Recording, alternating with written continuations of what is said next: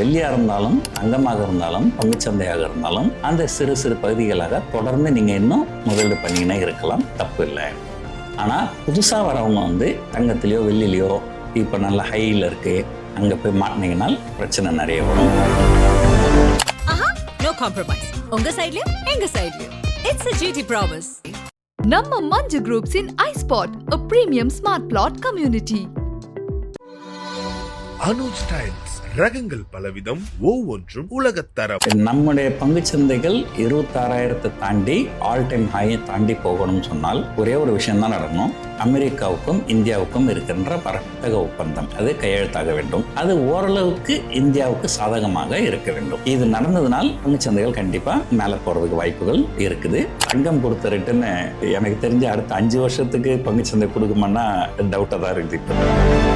இப்போ ஈஃபோரியாவில் இருக்கும்போது ஏதோ ஒரு காரணங்களால விலைகள் இறங்குறதுக்கு வாய்ப்புகள் நிறைய இருக்கு. அதனால தான் ஒரே நாளில் வெள்ளி கிட்டத்தட்ட ஒரு 7%, தங்கம் ஒரு கிட்டத்தட்ட 5% குறைஞ்சிருக்கு. ஆனால் ஒரு விலை இறக்கம்ன்றது தொடர்ந்து சரியுமான்னு கேட்டிங்கன்னா, எனக்கு தெரிஞ்சு இந்தியாவில் தங்கம் அதிகபட்சம் ஒரு 10% இறங்கியிருக்கு.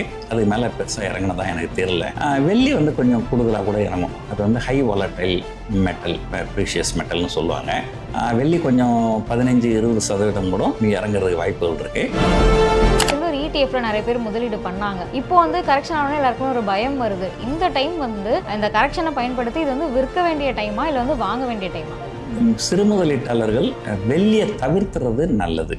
வெள்ளி அதிகமாக ட்ரேட் பண்ணாதீங்க. ஸோ கோல்டில் பண்ணுறது நல்லது. இப்போ யாருக்கு பிரச்சனை வரும்னா, அதை 4 மடங்கு ஏறினதுக்கப்புறம் இப்போ வாங்கியிருப்பாங்க பாருங்க, அவங்களுக்கு அடுத்த 27 வருஷத்துக்கு 0 ரிட்டர்ன் தான் கிடைச்சிருக்கு. நான் சொல்றது எல்லாமே அமெரிக்கன் டாலர்ல, இந்திய ரூபாயில கிடையாது. ஸோ அதனால் நம்முடைய நேயர்களுக்கு சொல்றது என்னன்னா, நீங்கள் வெள்ளியாக இருந்தாலும் தங்கமாக இருந்தாலும் பங்குச்சந்தையாக இருந்தாலும் அந்த சிறு சிறு பகுதிகளாக தொடர்ந்து நீங்கள் இன்னும் முதலீடு பண்ணிக்கினே இருக்கலாம், தப்பு இல்லை. ஆனால் புதுசாக வரவங்க தங்கத்திலையோ வெள்ளிலையோ இப்போ நல்ல ஹையில் இருக்கு, அங்கே போய் மாட்டினீங்கன்னா பிரச்சனை நிறைய வரும். வணக்கம் சார். வணக்கம். இந்தியா அமெரிக்கா இடையான அந்த வர்த்தக ஒப்பந்தம், அதை பற்றி தான் நம்ம 2-3 நாளாக நியூஸில் பார்த்துட்ருக்கோம். நிறைய தகவல்கள் வந்துட்டு இருக்கு சார். இது ஒரு அனுமானத்துக்கான தகவலா இல்லை அஃபிஷியல் நியூஸுங்களா சார்? அஃபிஷியலாக வர வரைக்கும் எல்லாமே ஒரு யூகத்தின் அடிப்படையில் பேசுறது தான். முதல்ல என்ன நடந்தது அப்படின்றத நம்ம பார்த்துருவோம். ஒரு வாரத்துக்கு முன்னாடி பிரசிடென்ட் ட்ரம்ப் நான் இந்திய பிரதமர்கிட்ட பேசினேன், அவர் படிப்படியாக ரஷ்யன் ஆயில் வாங்குறத குறைக்கிறேன்னு சொன்னார் அப்படின்னு சொன்னாங்க. ஆனால் அடுத்த நாளே இந்தியாவுடைய தரப்புல இல்லை, அந்த மாதிரி எதுவும் பேச்சுவார்த்தை நடக்கலை, அந்த மாதிரி ஃபோன் கால் எதுவும் வரல அப்படின்னு மறுப்பு தெரிவிச்சிட்டாங்க. ஸோ இது நடந்து கிட்டத்தட்ட ஒரு வாரம் கழிச்சு, ஒரு 2-3 நாளைக்கு முன்னாடி ட்ரம்ப் அவருடைய சோஷியல் மீடியாவில் போட்டிருந்தாரு, பாரத பிரதமர் என்னுடைய நண்பர், நான் இந்தியாவை நேசிக்கிறேன். இவர் எப்பவுமே இந்தியாவையும் சைனாவையும் ரொம்ப நேசிப்பார், ஆனால் டேக்ஸை மட்டும்தான் கண்டமேனிக்கு போடுவார். நான் இந்தியாவை நேசிக்கிறேன், நான் நரேந்திர மோடி நண்பர், நாங்கள் பேசணும் அப்படின்னு ட்ரம்ப் சொன்னார். உடனடியாக நம்முடைய பிரதமரும் சோஷியல் மீடியாவில் ஒரு மெசேஜ் போட்டிருந்தாரு, ஆமாம் நான் ட்ரம்ப் கூட பேசினேன், நாங்கள் டெரரிசம் பற்றி தான் பேசணும் அப்படின்னு சொன்னார். அந்த ரஷ்யாவில் கச்சா எண்ணெய் வாங்குறத குறைக்கிறோம் அப்படின்னு இவங்க எந்த இடத்துலையும் சொல்ல. இதுக்கு நடுவில் ஒரு செய்தித்தாளில் ஒரு செய்தி வந்திருக்குது. நம்ம ஏற்கனவே என்ன பேசியிருந்தோம்னா, இந்தியாவுக்கு எதிராக 25% டாரிஃப் இருக்கு. கச்சா எண்ணெய் ரஷ்யாவிலிருந்து வாங்குவதனால் கூடுதலாக ஒரு 25%, மொத்தம் 50% இந்தியா மேல டாரிஃப் இருக்கு. இந்தியா ரஷ்யா கிட்ட இருந்து கச்சா எண்ணெய் வாங்குறதை நிறுத்தினால் உடனடியாக அந்த கூடுதல் 25% வரை குறைக்கப்படும் அப்படின்னு அமெரிக்கா சொல்லியிருந்தாங்க. அப்ப நம்ம எல்லாம் என்ன நினைச்சிருந்தோம், இவங்க ரஷ்யா கிட்ட இருந்து கச்சா எண்ணெய் வாங்குறதை நிறுத்தினாலுமே இந்த டாரிஃப் கிட்ட 50-லேருந்து 25% தான் போகும் அப்படின்னு தான் நம்ம நினைச்சிருந்தோம். ஆனால் ஒரு பத்திரிகை செய்தி, அது எந்த அளவுக்கு நம்பத்தகுந்த செய்தி அப்படின்றது தெரியாது. அவங்க என்ன சொல்லியிருந்தாங்க, இந்தியாவுக்கும் அமெரிக்காவுக்கும் கூடிய விரைவில் சமரச ஒப்பந்தம் இருக்கும், இந்தியாவுக்கு எதிரான வரிகள் கிட்டத்தட்ட 15 அல்லது 16% என்ற அளவுக்கு குறைக்கப்படும் அப்படின்னு சொல்லியிருந்தாங்க. அகைன் இது எந்த அளவுக்கு ஒரு உண்மை அப்படின்னு நமக்கு தெரியாது. இதுக்கு நடுவில் அடுத்த வாரம் ட்ரம்ப் ஆசியாவுக்கு வராரு. அந்த மீட்டிங்கில் நம்முடைய பிரதமரும் போக வேண்டி இருந்தது. ஆனால் அரசாங்கத்தினுடைய தரப்பில் நான் சொல்கிறாங்க, மற்ற வேலைகள் இருப்பதனால் போகவில்லை. குறிப்பாக பீகாரில் எலெக்ஷன் வருது. ஸோ அங்கே ஆளுங்கட்சியாக இவங்களுக்கு நிறைய வேலைகள் இருக்கும். ஸோ அதனால தான் போகலை அப்படின்ற மாதிரி சொல்கிறாங்க. ஸோ அதனால் வந்து ஒரு ட்ரம்ப்பினுடைய ரிலேஷன்ஷிப் எப்படி இருக்குன்னா ஒரு அன்பிரிடிக்டபுளாக தான் இருக்கும். ஸோ எப்போ என்ன சொல்லுவார், திடீர்னு ரொம்ப நல்லா பேசுவார், இந்தியாவை நான் அன்பாக நேசிக்கிறேன் அப்படின்னுவார். அன்பாக நேசிக்கிறவர் எதுக்கு 50% வரி போட்டார்னு யாரும் கேட்க முடியாது. ஸோ இந்த ஒரு அன்சர்டனிட்டி இருக்குது. ஆனால் இந்த செய்திகள் ஒரு உண்மையாக இருப்பதற்கு வாய்ப்புகள் நிறைய இருக்குது அப்படின்னு தான் நம்ம சொல்ல முடியும். இருந்தாலுமே கடந்த 2-3 நாட்களை பங்குச்சந்தை இறங்குமுகமாக தான் இருக்குது. இந்த ஒரு நல்ல செய்தி வந்த உடனே கிட்டத்தட்ட ஆல் டைம் ஹை கிட்ட போச்சு நம்ம மார்க்கெட்டு. இதை ஒரு வாய்ப்பாக பயன்படுத்திக்கின்னு வெளிநாட்டு முதலீட்டாளர்கள் அவங்க லாப வேட்டை நடத்துகிறாங்க. ப்ராஃபிட் புக்கிங் அப்படின்னு சொல்லுவாங்க. அதனால் ஒரு கடந்த 2 நாட்களாகவே பங்குச்சந்தைகள் கொஞ்சம் இறக்கமாக தான் இருந்தது. சார், நீங்கள் சொன்ன மாதிரி நம்ம போன வாரம் பார்த்துருந்தோம். தொடர்ந்து வந்து நிஃப்டி வந்து ஒரு அப் ட்ரெண்டில் தான் வந்து க்ளோஸ் ஆகிருந்துச்சு. இப்போ 2 நாளாக வந்து இறக்கத்தில் இருக்குது. நம்ம இந்திய பங்குச்சந்தையை பொறுத்த வரைக்கும் என்ன விஷயங்கள் நடந்துச்சு அப்படின்னா, இது ஆல் டைம் ஹையை உடைச்சு 26,000 கடந்து போகும். நம்முடைய பங்குச்சந்தைகள் 26,000 தாண்டி ஆல் டைம் ஹையை தாண்டி போகணும்னு சொன்னால் ஒரே ஒரு விஷயம்தான் நடக்கணும். இது அமெரிக்காவுக்கும் இந்தியாவுக்கும் இருக்கின்ற வர்த்தக ஒப்பந்தம், அது கையெழுத்தாக வேண்டும். அது ஓரளவுக்கு இந்தியாவுக்கு சாதகமாக இருக்க வேண்டும். இது நடந்ததுனால் பங்குச்சந்தைகள் கண்டிப்பாக மேலே போகிறதுக்கு வாய்ப்புகள் இருக்குது. உலகத்தில் பார்த்திங்கன்னா பெரும்பாலான சந்தைகள் வந்து ஆல் டைம் ஹையை தாண்டி தான் இருக்குது. ஆல் டைம் ஹை கிட்டவோ அல்லது அதையோட அதிகமாகவோ தான் இருக்குது. நம்முடைய பங்குச்சந்தைகள் ஒரு ஜோக்குக்காக சொன்னாங்க என்னுடைய நண்பர் ஒருத்தர், சார் கடந்த ஒரு வருஷத்தில் வெள்ளி 75% ஏறி இருக்கு, தங்கம் வந்து 65% ஏறி இருக்கு, ஆனால் பங்குச்சந்தை ஏறவே இல்லை. போன வருஷம் செப்டம்பர் மாதம் ஆல் டைம் ஹை 26,277 நினைக்கிறேன். கிட்டத்தட்ட ஒரு வருஷம் முடிஞ்சு, ஒரு மாதம் கூட முடிஞ்சிடுச்சுன்னு சொல்லலாம். இன்னமும் நம்முடைய பங்குச்சந்தைகள் 0 ரிட்டர்னில் தான் இருக்குது. அந்த பழைய உச்சத்தை நம்ம இன்னும் தொடவே இல்லை. நம்ம மெடல் கொடுக்கணும்னு சொன்னால் சில்வருக்கு வந்து கோல்டு மெடல் கொடுத்துடலாம், ஏன்னா அதான் அதிகபட்ச ரிட்டர்ன் கொடுத்துருக்குது. அதுக்கு அடுத்தது கோல்டுக்கு வந்து சில்வர் மெடல் கொடுக்கலாம், ஏன்னா அதான் செகண்ட் பெஸ்ட் பர்ஃபார்மிங்கு. 3வது பங்குச்சந்தையை பொறுத்த வரைக்கும் ஒரு பார்ட்டிசிபேஷன் சர்டிஃபிகேட் வேணால் கொடுக்கலாம், பங்குச்சந்தைக்கு எந்தவித ஒரு மெடலும் கொடுக்க முடியாது அப்படின்னு சொல்லியிருந்தாரு. அது ஒரு ஜோக்காக சொல்லியிருந்தார். ஸோ எதுக்காக சொல்ல வரேன்னா, கடந்த ஒரு வருஷத்தில் பெண்கள் புத்திசாலிகள் அப்படின்னு நிரூபிச்சிட்டாங்க. ஏன்னா நாங்கள் ஆண்கள்லாம் வந்து அதிகமாக தங்கம் வாங்க மாட்டாங்க, பெண்களாக இருக்கிற நீங்கள் பெரும்பாலும் தங்கம் தான் வாங்குவீங்க. தங்கம் கொடுத்த ரிட்டர்னு எனக்கு தெரிஞ்சு அடுத்த 5 வருஷத்துக்கு பங்குச்சந்தை கொடுக்குமான்னா டவுட்டாக தான் இருக்குது இப்போதைக்கு. இந்திய அமெரிக்க வர்த்தக ஒப்பந்தம் நடந்தால் பங்குச்சந்தைகள் மேலே போகிறதுக்கு வாய்ப்புகள் நிறைய இருக்குது. சார், அது வந்து எந்த அளவுக்கு விரைவில் நடக்கிறதுக்கான சாத்தியம் இருக்குது சார்? அடிப்படையில் பார்த்தீங்கன்னா, இவர் ட்ரம்ப் ஆட்சிக்கு வந்த உடனடியாக எல்லா நாட்டுக்கும் கண்டமேனிக்கு இந்த டாரிஃப் போட்டார். அதுக்கப்புறம் என்ன பண்ணார், ஒரு நாள் திடீர்னு நான் எல்லா நாட்டுக்குமே 10% மாற்றுறேன், ஒரு 6 மாதம் நான் டைம் கொடுக்குறேன், அந்த 6 மாதத்துக்குள்ளார எங்களை கூட பேசி ஒரு சமாதான உடன்படிக்கைக்கு வந்து நீங்கள் வந்து அக்ரிமெண்ட் சைன் பண்ணணும் அப்படின்னு சொன்னார். அந்த 6 மாதமும் முடிந்து விட்டது. அந்த 6 மாதம் முடிந்ததுக்கு அப்புறமாவும் பெரும்பாலான நாடுகள் அமெரிக்கா கூட வர்த்தக ஒப்பந்தம் எதையும் கையெழுத்திடவில்லை. அதுதான் நிதர்சனம். அதனால இப்போ இவர் என்ன பண்ணுறாரு, ஒரு கிராமத்தில் பழமை சொல்லுவாங்க, குப்புற விழுந்தாலும் மீசையில் மண் ஓட்டலை அப்படின்ட்டு. இது வந்து ஒரு ட்ரம்ப்புக்கு ஒரு மிகப்பெரிய தோல்வி தான். பட் இந்த தோல்வியை ஒப்புக்காம அவர் என்ன பண்ணுறாரு, திடீர்னு இங்கே வச்சு இப்போ ஒரு 10% வரி போட்டால் தானே எல்லாரும் சும்மா இருக்கிறாங்க, அக்ரிமெண்ட் சைன் பண்ண மாட்டேன்றாங்க. திடீர்னு வந்து எதையாவது ஒரு காரணத்தை சொல்லி வரியை ஏற்ற வேண்டியது. ஸோ இப்படி தான் வந்து சைனாவுக்கு எதிராக ஒரு 100% வரி ஏற்றினார். இந்தியாவுக்கு எதிராக வந்து ஒட்டுமொத்தமாக 50% வரி இருந்தது. இது எந்த அளவுக்கு சீக்கிரம் முடியும் அப்படின்னாக்கா, எனக்கு தெரிஞ்சு ஒரு அதிகபட்சம் 1 அல்லது 2 மாதங்களில் இது முடிவுக்கு வந்துடலாம்.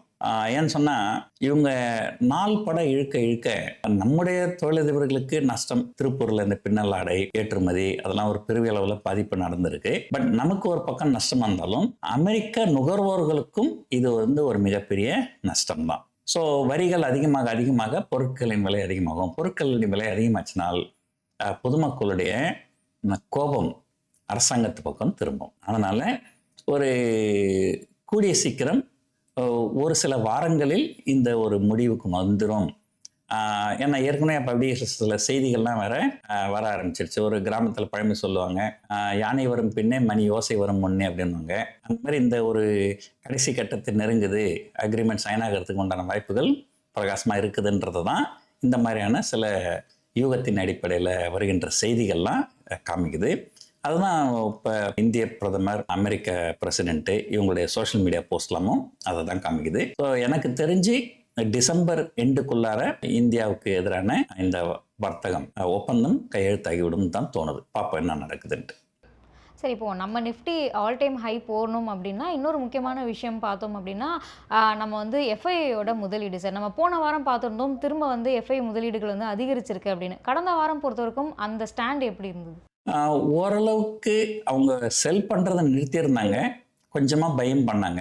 ஆனால் இப்போ திரும்ப கடந்த 2-3 நாட்களாக அவங்க தொடர்ந்து பங்குகளை விற்க ஆரம்பிச்சிருக்கிறாங்க. ஸோ வெளிநாட்டு முதலீட்டாளர்கள் பங்குகளை விற்கிறது அப்படிங்கிறது வந்து அதை வந்து ஒரு பெரிய விஷயமா நம்ம எடுத்துக்க வேண்டிய அவசியம் கிடையாது. நம்ம வந்து மார்க்கெட் அப்படின்னு நம்ம சொல்கிறது எதனா இந்த நிஃப்டி அல்லது சென்செக்ஸுங்கிறது இந்தியாவில் இருக்கிற டாப் 30 கம்பெனிகளுடைய ஆவரேஜ் ப்ரைஸு, நிஃப்டிங்கிறது டாப் 50 கம்பெனிகளுடைய ஆவரேஜ் ப்ரைஸு. ஆனால் பெரும்பாலான எஃப்ஐஎஸ் வந்து விற்கிறது பார்த்தீங்கன்னா இது ரெண்டும் இல்லாமல் வெளியே இருக்கிற mid gap, small gap, so இதிலெல்லாம் வந்து நிறைய விற்பாங்க. இது வந்து ஒன்று. இன்னொன்று பார்த்தீங்கன்னா நாம் வந்து எஃப்ஐஎஸ்எல் ஃபிகரை மட்டும்தான் நம்ம பார்க்குறோம். ஏதோ ஒரு குறிப்பிட்ட டேட்டாவை மட்டுமே வச்சுக்கின்னு நம்ம மார்க்கெட்டை வந்து அனலைஸ் பண்ண முடியாது. ஒரு உதாரணத்துக்கு பார்த்தீங்கன்னா இந்திய வரலாற்றிலே இல்லாத அளவுக்கு அதிகபட்சமான நிறுவனங்கள் பங்குச்சந்தையில் ஐபிஓ வராங்க, இனிஷியல் பப்ளிக் ஆஃபரிங். அப்போது ஒவ்வொரு பப்ளிக் இஷ்யூலையுமே கிட்டத்தட்ட ஒரு 35% 50% வெளிநாட்டினருக்கு ஒதுக்கிடுவாங்க. போன வாரம் கூட நம்ம பேசியிருந்தோம், இந்த எல்ஜி எலக்ட்ரானிக்ஸ்னு ஒரு பப்ளிக் இஷ்யூ வந்தது. அது மறுநாள் லிஸ்டிங் ஆகும்போதே கிட்டத்தட்ட 50% லாபத்தோடு லிஸ்டிங் ஆச்சு. ஸோ இந்த மாதிரி நிறைய பப்ளிக் இஷ்யூவில் அவங்க அப்ளை பண்ணுவாங்க. அதில் வந்து கிட்டத்தட்ட 1/3 அலாட்மெண்ட் அவங்களுக்கு தான் போகும். ஸோ அந்த பப்ளிக் இஷ்யூவில் கிடைச்ச ஷேர் கூட அவங்க விற்கலாம் இல்லையா? அவங்க விற்கிறாங்க அப்படின்னும் போது அது நிஃப்டி 50ல் இருக்கிற கம்பெனியோ அல்லது சென்செக்ஸில் இருக்கிற கம்பெனிகளை தான் விற்கிறாங்க அப்படிங்கிற அவசியம் கிடையாது. நிறைய லட்சம் கோடிக்கு மேலே வந்து பப்ளிக் இஷ்யூ வந்துருக்குறாங்க கடந்த ஒரு வருஷத்தில். ஸோ அதில் கிட்டத்தட்ட ஒரு 3ல் 1 பங்கு அப்படின்னு பார்த்தீங்கன்னா ஒரு கிட்டத்தட்ட 35,000 கோடி பப்ளிக் இஷ்யூல இவங்களுக்கு கிடைச்சிருக்கு. அதே அவங்க வித்துறதுக்கு வாய்ப்புகள் இருக்கு. அதனால வந்து ஒரு மார்க்கெட் அப்படிங்கிறது வந்து it does not depend on one parameter. நிறைய விஷயங்கள் இதை பாதிக்கும். குறிப்பாக பார்த்தீங்கன்னா கார்பரேட் ரிசல்ட்ஸ். நம்ம என்ன சொன்னாலுமே at the end of the day ஒரு கம்பெனி நல்ல ரிசல்ட் கொடுத்தால் அதனுடைய பங்குகள் ஏறும். நம்ம ஏற்கனவே பேசியிருந்தோம், ஓரளவுக்கு மொமெண்டத்தில் இருக்கிற செக்டர் அப்படின்னு பார்த்தீங்கன்னா முதல்ல வந்து பேங்கிங் இருந்தது. அந்த ஜிஎஸ்டி வரிகள் குறைச்சதுக்கு அப்புறம் ஆட்டோ செக்டர் வந்து ஓரளவுக்கு மொமெண்டத்துக்கு வந்தது. அதுக்கப்புறம் சொல்லியிருந்தோம் ஒருவேளை எஃப்எம்சிஜி ஓரளவு பாட்டம் அவுட் ஆகிடுச்சோ, அது ஓரளவு திரும்புதோ அப்படின்னு நினச்சோம். ஆனால் பார்த்தீங்கன்னா நேற்று வந்து இண்டஸ்ட்ரியல் யூனிலிவர் ரிசல்ட் வந்திருக்கு. ரிசல்ட்டு சரியில்லை. ஸோ இன்னைக்கு இண்டஸ்ட்ரியல் யூனிலிவருடைய ஷேர்ஸ் வந்து பெருமளவு இறங்கி இருக்குது. ஸோ இதுலேருந்து என்ன தெரியுதுன்னா எஃப்எம்சிஜி செக்டருக்கு வந்து இன்னும் பிரச்சனைகள் இருக்குது. அதே போல் ஐடி துறை நம்ம ஏற்கனவே பல தடவை பேசியிருக்கிறோம். இந்த அமெரிக்காவுடைய ஒரு நிலையற்ற ஒரு பொருளாதார கொள்கைகள், வரி விதிப்பு, இதனெல்லாம் வந்து இந்தியாவோட ஐடி துறை நம்ம வந்து ஆல் டைம் ஹையை டச் பண்ணலைனாலும் ஏறக்குறைய அது கிட்ட போயிட்டு வந்துட்டோம் 2 நாளைக்கு முன்னாடி. ஆனால் ஐடி துறை பார்த்தீங்கன்னா அது கிட்டத்தட்ட 20-25% குறைஞ்சு தான் இருக்குது. ஸோ இப்போது ஆட்டோமொபைல், பேங்க் இது ரெண்டு மட்டுமே வந்து எவ்வளோ நாளைக்கு பங்குச்சந்தையை சப்போர்ட் பண்ணி மார்க்கெட்டை மேலே கொண்டு போக முடியும்? கொஞ்சம் கொஞ்சமாக மற்ற செக்டர்ஸ் எல்லாமே உள்ளே வரணும். இப்போதைக்கு அதுக்கு உண்டான அறிகுறிகள் பெருசாக தெரியல. ஏன்னா ரிசல்ட் வந்ததுக்கப்புறம் டிசிஎஸ், இன்ஃபோசிஸ் ரெண்டும் இறங்கி இருந்தது. இப்போ இண்டஸ்ட்ரியல் யூனிலிவர் ரிசல்ட் வந்ததுக்கப்புறம் இறங்கியிருக்கு. பார்ப்போம், இதுக்கு மேலே வர கார்பரேட் ரிசல்ட்லாம் நல்லா இருந்ததுனால் ஓரளவுக்கு வந்து பங்குச்சந்தைகள் ஏற்றம் காணுவதற்கு வாய்ப்புகள் நிறைய இருக்கு. போன வாரம் பேசும்போது 3 முக்கியமான கார்ப்பரேட் ரிசல்ட்ஸ் வந்து கடந்த வாரத்தில் இருக்கிறதா சொல்லியிருந்தீங்க. ரிசல்ட் எப்படி வந்திருக்கு சார்? அது 3மே பார்த்தீங்கன்னா வந்து ஹெச்டிஎஃப்சி பேங்க் ரிசல்ட் ஓரளவு நல்லா இருந்தது. ரிலையன்ஸ் ரிசல்ட்டும் நல்லா இருந்தது. ஸோ அது 2 பங்குகளுமே ரிசல்ட்டுக்கு அப்புறம் நல்லா மேலே போச்சு. ஐசிஐசிஐ பேங்க்கினுடைய ரிசல்ட் வந்து மார்க்கெட் எதிர்பார்த்த அளவு இல்லை போல இருக்கு.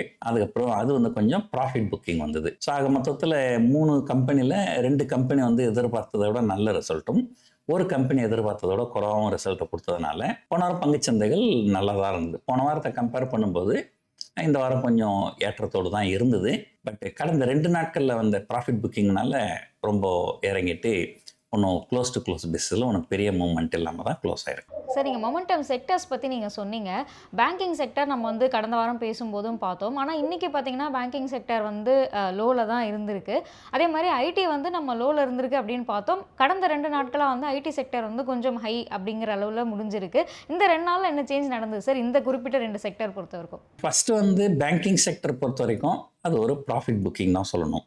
மார்ச் மாதம் பார்த்தீங்கன்னா பேங்க் நிஃப்டி வந்து கிட்டத்தட்ட 48,000 அப்படிங்கிற அளவில் ட்ரெண்ட் நடந்தது. இப்போ பார்த்தீங்கன்னா அது 58,000 தாண்டி ஓடிடுச்சு. ஸோ ஏறக்குறைய ஒரு கடந்த 6 மாதங்கள்ல அது கிட்டத்தட்ட 20% அதிகமான ரிட்டர்னை கொடுத்துருக்கு. ஸோ இந்த மாதிரி ஒரு ஷார்ட் டேர்ம்ல ஓரளவு அதீதமாக ஏறும்போது ஒரு ப்ராஃபிட் புக்கிங் அப்படின்றது வழக்கமாக நடக்கிற ஒரு விஷயம். ஸோ பேங்க் நிஃப்டி பொறுத்த வரைக்கும் ஒரு புதிய உச்சத்தை தொட்டுது. அதனால ஓரளவு ப்ராஃபிட் புக்கிங் வந்ததுன்னு சொல்லலாம். ஐடி துறை பொறுத்த வரைக்கும் பார்த்தீங்கன்னா ஒன்று இந்த ட்ரம்ப்பினுடைய நியூஸ், இந்தியாவுக்கு எதிராக ஒரு வர்த்தக போர் வந்து ஒரு முடிவுக்கு வரலாம், அக்ரிமெண்ட் சைன் பண்ணலாம் அப்படின்னு வந்தால் நம்ம ஐடி துறை வந்து அமெரிக்காவை சார்ந்திருக்கு. ஸோ அமெரிக்காவுக்கும் நமக்கும் ஒரு நல்ல உறவு இருந்தால் ஐடி துறைகளுக்கு அது நல்லது. ஸோ இது ஒரு காரணம். வேற சில காரணங்களும் இருக்கு. ஒரு உதாரணத்துக்கு பார்த்தீங்கன்னா இன்ஃபோசிஸ் அதோட ஷேர் விலை வந்து ஒரு கிட்டத்தட்ட ஒரு 1,500 ரூபாய் அப்படிங்கிற அளவில் ட்ரெண்ட் நடக்குது. அவங்க என்ன பண்ணியிருக்கிறாங்க, அந்த கம்பெனியோட ஷேர்ஸு அவங்களே வந்து மார்க்கெட்லேருந்து வாங்கலாம் அப்படின்னு முடிவு பண்ணியிருக்கிறாங்க. அது வந்து 1,800 rupees வரைக்கும் வாங்கலாம் அப்படிங்கிற மாதிரி ஒரு முடிவு பண்ணியிருக்காங்க. அதுலேயே வந்து பெரும்பாலும் வந்து ப்ரொமோட்டர்ஸ்ன்னு சொல்லுவாங்க. அவங்க யாரும் வந்து அந்த ஷேர்ஸை கொடுக்க மாட்டாங்க.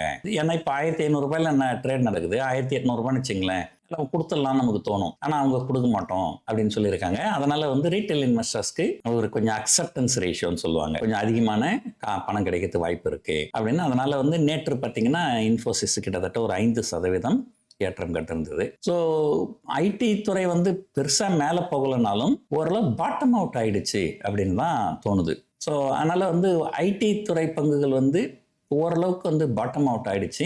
நான் ஏற்கனவே சொன்ன மாதிரி நிஃப்டி ஆல் டைம் ஹையை தாண்டி போகணும்னு சொன்னால் கண்டிப்பாக வந்து எஃப்எம்சிஜியும் ஐடி துறையும் பங்கெடுக்கணும்.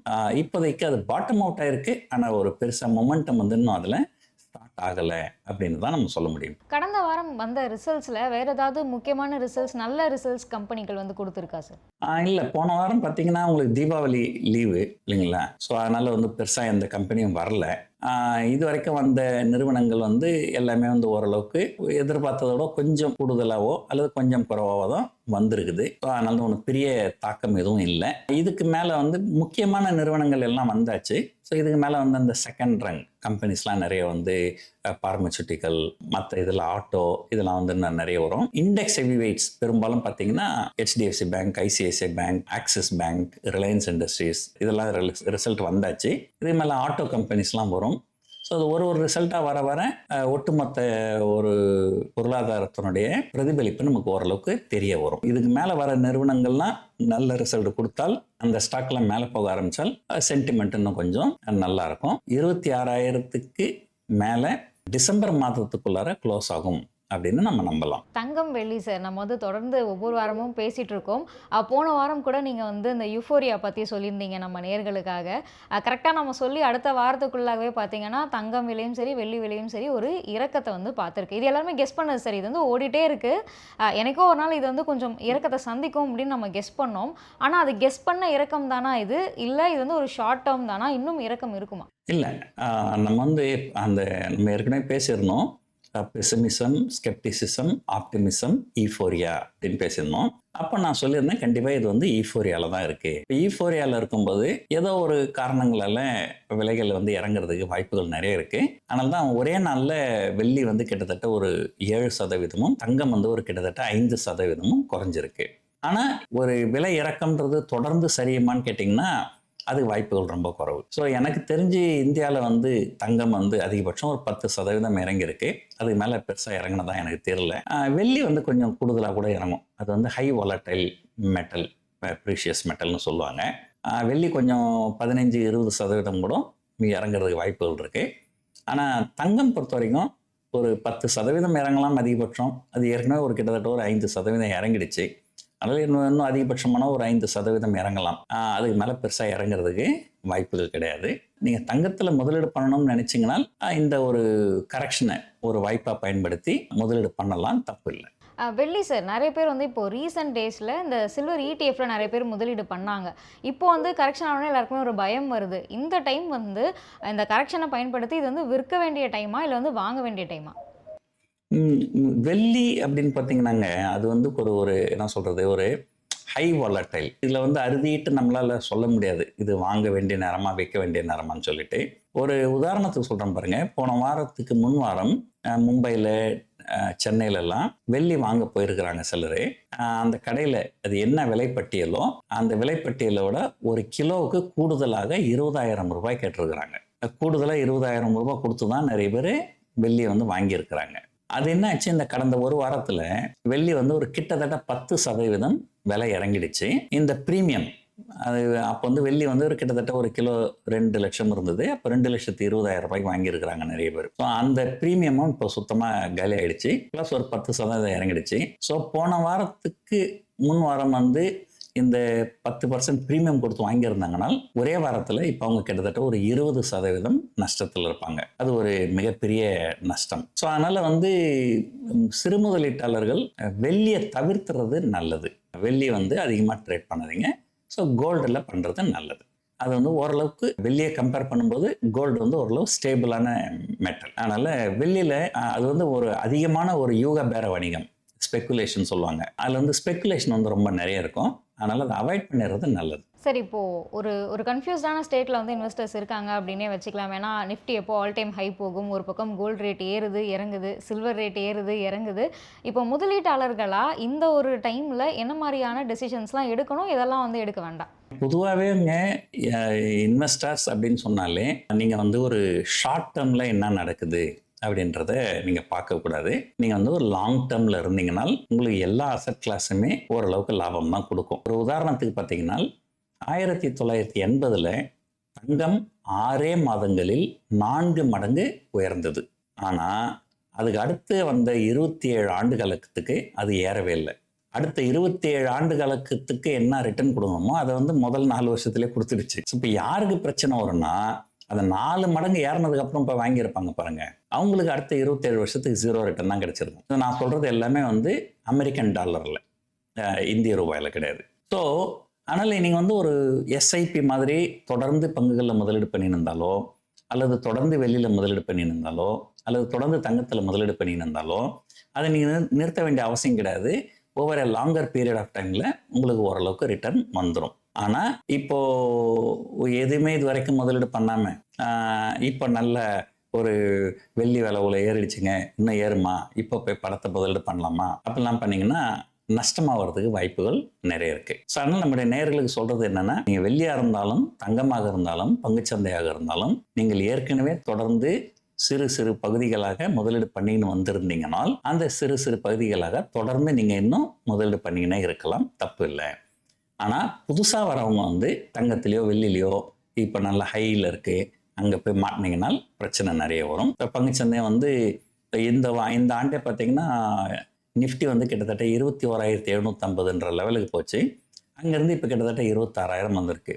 இப்போ நீங்கள் முதலீடு பண்ணுறீங்கனால் அது இங்கே வந்து திரும்ப இறங்கினாலும் இறங்கும். ஸோ அது வந்து இது வந்து market is all about uncertainty. அந்த அன்சர்டனிட்டி எப்படி நம்ம மேனுவர் பண்ணணும் அப்படின்னு சொன்னால் இந்த எஸ்ஐபி, ஸோ இந்த மாதிரியான விஷயங்கள் தான் நமக்கு வந்து கை கொடுக்கும். சார், வரும் வாரம் பொறுத்த வரைக்கும் நமக்கு ஏதாவது முக்கியமான நியூஸ் இல்லை ரிசல்ட்ஸ் இருக்கா? அண்ட் நம்ம நிஃப்டியோட லெவல் வந்து எந்த ரேஞ்சில் ட்ரேட் ஆகும்னு எதிர்பார்க்கலாம்? போன வாரம் நம்ம சொன்ன அதே இதுதான். ஸோ 25,500 அப்படிங்கிற லெவலில் தாண்டினதுக்கப்புறம் மார்க்கெட் புல்லிஷ் ஆகிடுச்சு.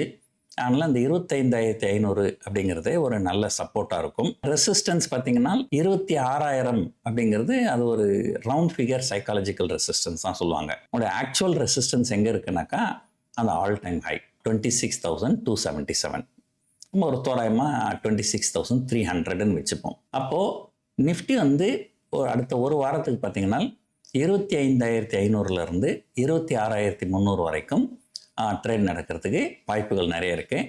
இதையே தான் நம்ம போன வாரமும் நம்ம சொல்லிடணும். சரி, இந்த வாரம் நிகழ்ச்சியில் கலந்துக்கிட்டு பங்குச்சந்தை சார்ந்த நிறைய அப்டேட்ஸ் எங்களுக்காக பகிர்ந்துக்கிட்டீங்க. Thank you so much for joining. நன்றி.